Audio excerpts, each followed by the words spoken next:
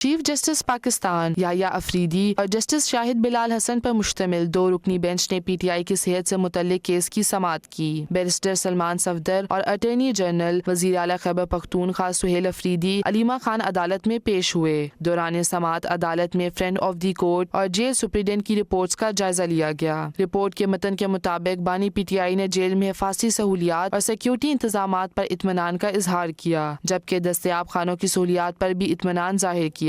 تاہم رپورٹ میں کہا گیا کہ بانی پی ٹی آئی نے طبی سہولیات کو غیر تسلی بخش قرار دیا اور ماہر آنکھوں کے ڈاکٹروں تک رسائی کی درخواست کی۔ چیف جسٹس سپریم کورٹ یحییٰ افریدی نے ریمارکس دیے، صحت کا مسئلہ سب سے اہم ہے، صحت کے معاملے پر مداخلت کی ضرورت ہے، صحت کے معاملے پر حکومت کا موقف جاننا چاہتے ہیں۔ اٹارنی جنرل نے کہا کہ صحت کی سہولیات فراہم کرنا ریاست کی ذمہ داری ہے، اگر قیدی مطمئن نہیں تو ریاست اقدامات کرے گی۔ سپریم کورٹ نے حکم دیا کہ بانی پی ٹی آئی کی آنکھ کا چیک اپ 16 فروری سے پہلے کروایا جائے۔